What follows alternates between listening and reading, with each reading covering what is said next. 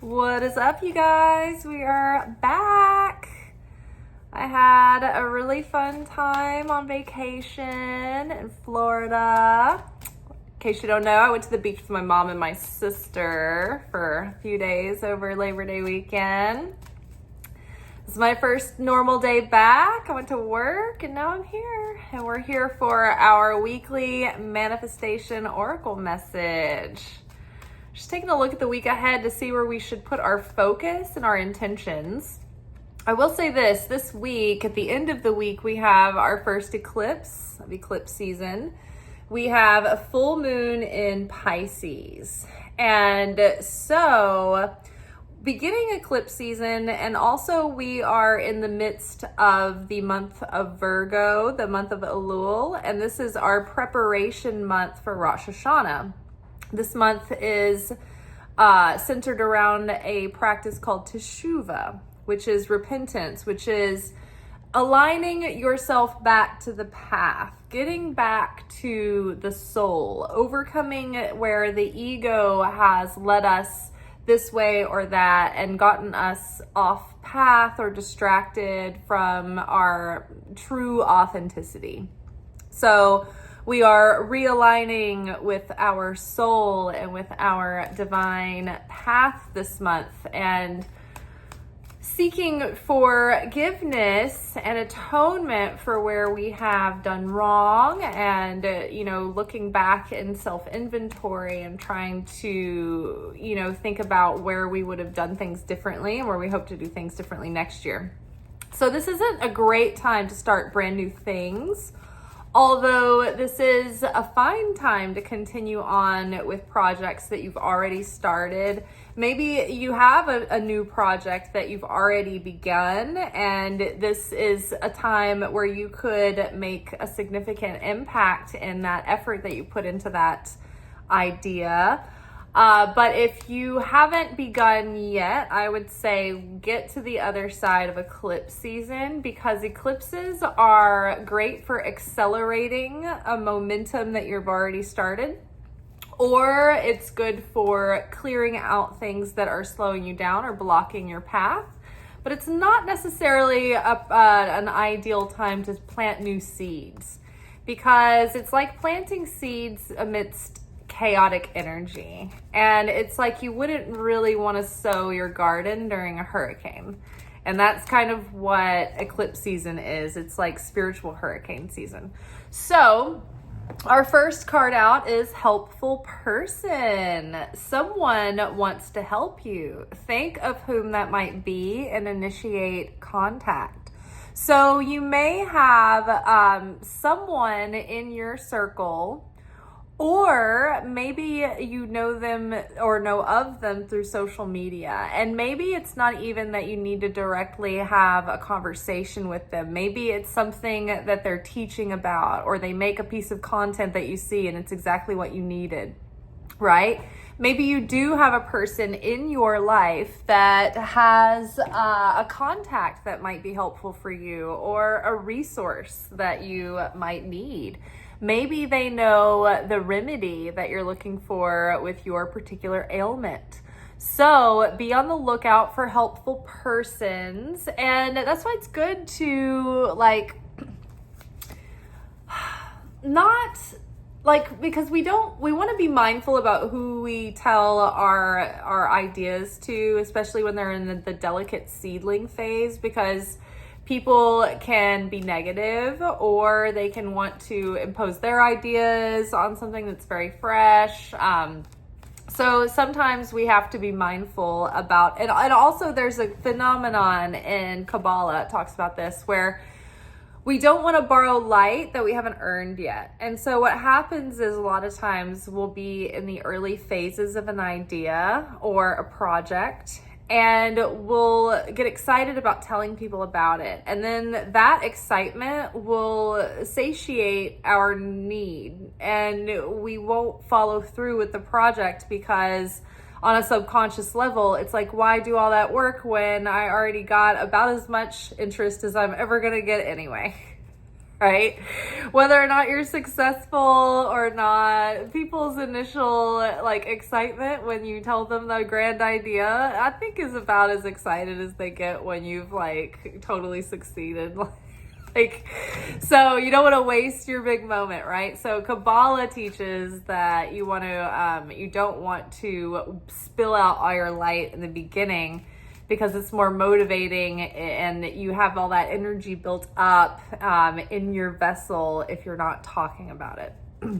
However, it is good to, when relevant and when you feel like you're not just flapping your lips to get attention, and it's an authentic moment, an organic moment, bring it up, because you never know who's around you that doesn't know, oh, I didn't know you were working on that. Oh, I didn't know you were making this. Oh, I didn't know you were creating this. So my friend Molly she's created a tallow company, a beef tallow company, and her products are amazing.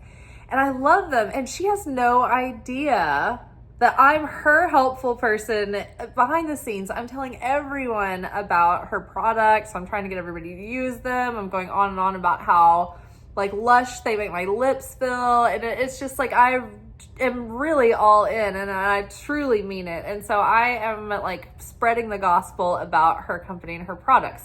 It's called Tallow, Talloe, I believe. It's on Instagram. She only has like one post up, but her products are amazing. She worked at my restaurant, and so she recently left and she's become a private chef.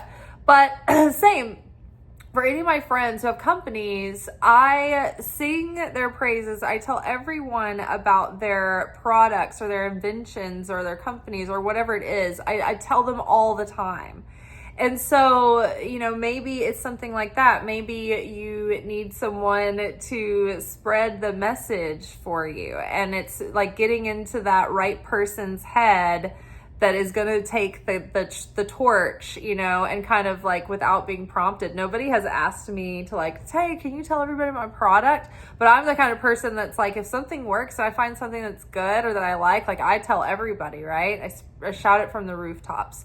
So in that way, it's good to, from a conscious place, talk about your manifestation or your idea with the right individuals. Especially if you know that you need help with something right now, there is a helpful person to find. You're not in this alone. Okay, so we have Simplify Your Life. Perfect for Virgo season. This is when, sometimes physical mundane acts really help to get the subconscious moving.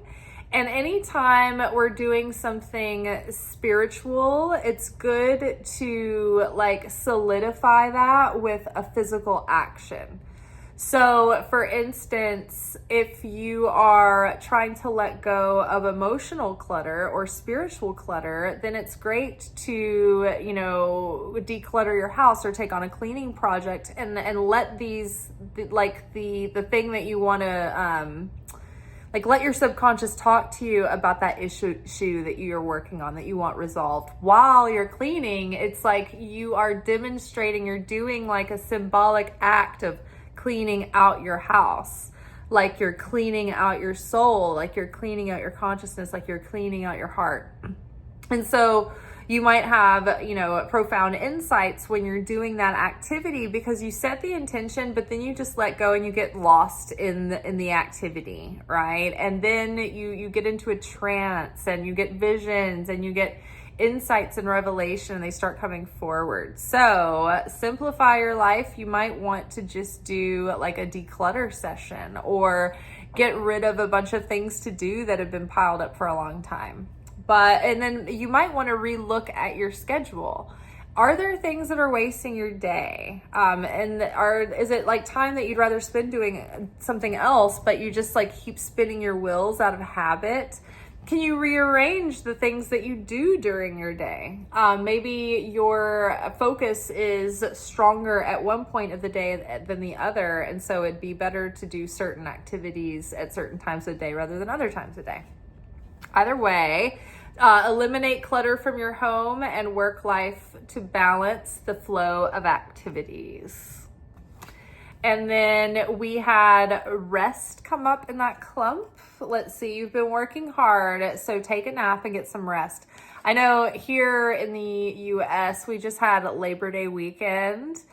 And usually the week that follows that, it's like the last week of summer. And so it's a quieter time. The next couple of weeks, people are like getting back into that routine. They're getting back into like the fun of summer is over, the indulgence, the decadence. And now I think we're like craving routine, and we're craving healthiness, and we're wanting to rest. And so again, as we're going into eclipse season, in general, it's like all your efforts that you've been pushing, it's like maybe just like give it a rest, like back off the gas a little bit, like keep making an effort and be consistent, but you don't have to feel like you've got to get everything done all at once. Like give yourself regular intervals to rest, even if you don't absolutely need it.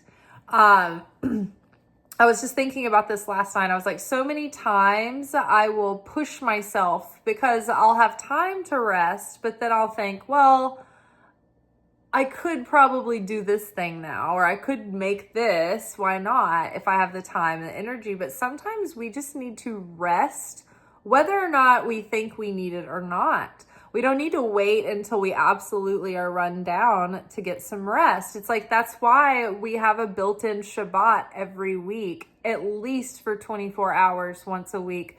We need to unplug and take our foot off the gas and stop making things happen. We need to surrender to the Creator and trust that it's not all on our shoulders.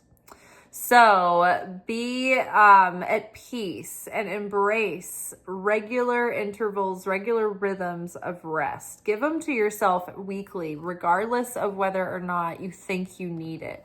Just keep your tank full. And then blessed change. A major life change brings great blessings. So I do feel like really good things are coming and positive changes are on the horizon. I think that this Rosh Hashanah is going to be very impactful. And like once we get through the holidays, so it's Rosh Hashanah, Yom Kippur, and Sukkot. I think this is like our soul reset for the year. And then like finishing out this year, going into next year, I just feel like change is going to be evident because our consciousness has shifted, our hearts have changed, and our habits are starting to change. And so we're starting to see the physical, and we're starting to experience the physical evidence of change because we're doing things differently. We're looking at things differently. We're perceiving things differently. Everything is starting to change. And so it starts at a seed level. The seed level is your consciousness. So if you're already perceiving things differently, then nothing even has to change on the outside for you to have an entirely different experience, right? And so as our perception shifts, our experience shifts, and then our literal material experience in our world around us starts to shift too. We got the Metal King from the Wisdom of the Hidden Realms, discipline, armor, and boundaries. So I think too, with this organization of the Virgo energy, I think we need a good little dose of Capricorn in there with it. I think we need, now that we know, like we've got organized and we know what needs to be done, now we need to implement, and we need to be disciplined and structured and consistent. So starting the new habits, start your spiritual new year now. Pretend it's like New Year's Eve. New Year's Eve is basically nothing. It's not energetic New Year for the elements. It's not spiritual New Year for the soul. It's just New Year on the calendar. And we give it such this big hype, and we set all these intentions and these goals, and we're like, man, why didn't it stick? It's because the energy isn't there to support that kind of shift at that time of year. But it is during September, October, because of Rosh Hashanah, which is the spiritual new year. It's the birthday of the souls of all mankind. And in the spring, when you've got Aries season, it's starting the zodiac over again. And so those are good times to begin new routines and new, like, declarations, like I'm going to do this or I'm going to do that, start new habits, right? So we have a good time now to start new habits. The month of Virgo is helping us reevaluate and see clearly what needs to be cut out and what needs to be added in. And then from here, it's like we start practicing that. We start setting the alarm when we want to get up. We start buying only the groceries that we want to be eating in the house, right? Don't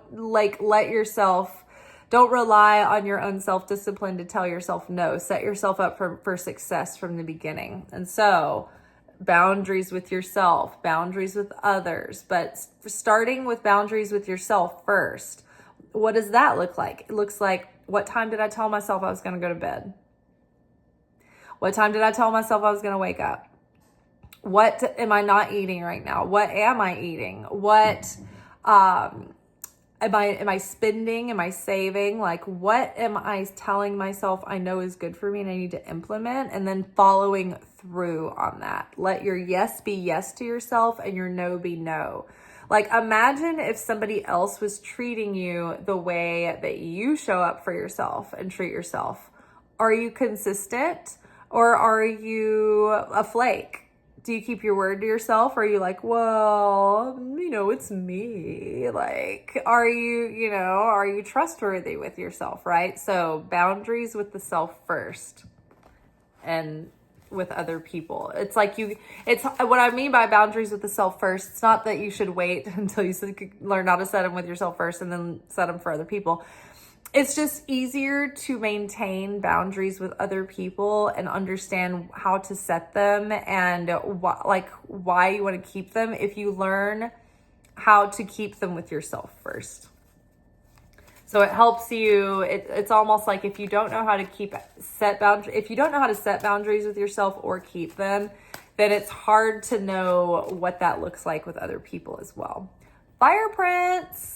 Optimism and aggression. So don't let your fire burn too bright and become aggressive or tyrannical, especially with yourself, right? Don't be like super, super hard on yourself. But also let that enthusiasm get your fire going and, give you some get up and go, give you some motivation, give you some inspiration.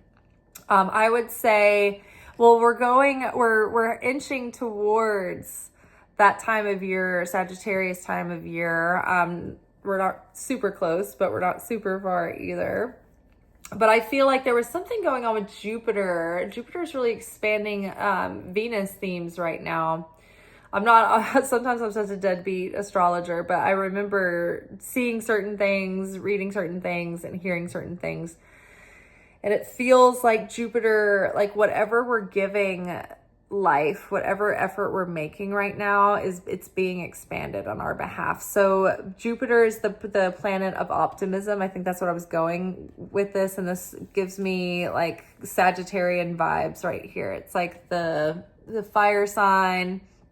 It just makes me feel like he's not an archer, but he almost looks like he could be archering, even though he's got like a torch. It looks, I don't know, he's like very archery. But anyway, that's where I was getting Sagittarius and the optimism of Jupiter.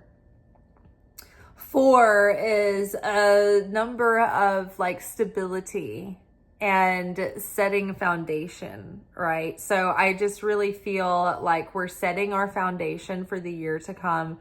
We're building so much more stability than we've ever known up until now, because we are stable in our energy. We're stable in our mind. We're stable in our heart and in our emotions and in our energy. And we have some level of self-control that will allow us to maintain that stability rather than being, jerked up and down and all over the place, emotionally a wreck, and then making impulsive decisions and being reactive. And we're past that. We can see further out, and we can take the time to pause and observe and detach before we jump in and panic about anything or force anything to happen, or make something work that's not working, when you just like keep trying to like force a peg into a hole because you're so enthusiastic, right? Because you're just being impetuous. But we're past that now, and I think we have the ability to have self-discipline and focus whilst also having that fire and enthusiasm without it burning all over the place, without us being like having shiny object syndrome. And sometimes when you have all this energy, you're like, I want to do this, and I'm so enthusiastic, I'm so excited. And when you're so enthusiastic and excited, sometimes you start running around, you don't know what to focus on, like an excited dog. Right? But we've honed in our focus and our self-mastery to be able to put the blinders on and focus on what matters, right? What is pushing the needle forward? What is actually yielding the results that we're wanting, and what is just something that we're excited about that doesn't really yield long-term value, that's just kind of taking up space away from what's important. Because our self-sabotaging nature, the Knight of Wands, that's a fire, right? Fire sign. The Knight of Wands, their talent is that they're fiery and optimistic and energetic, and they want to dive in and take action. But their weakness is that they're non-committal, and they have shiny object syndrome, and they get distracted very easily. So, and then they get bored with something and they want to go to the next thing. So we have longevity, we have perseverance, and we have discipline and focus to stick with something without wanting to do a million different things. All right, you guys, that is all for tonight. See, that goes with simplify your life really well too. That is all for tonight. We will be back together tomorrow for our midweek alchemy message. So until then, peace.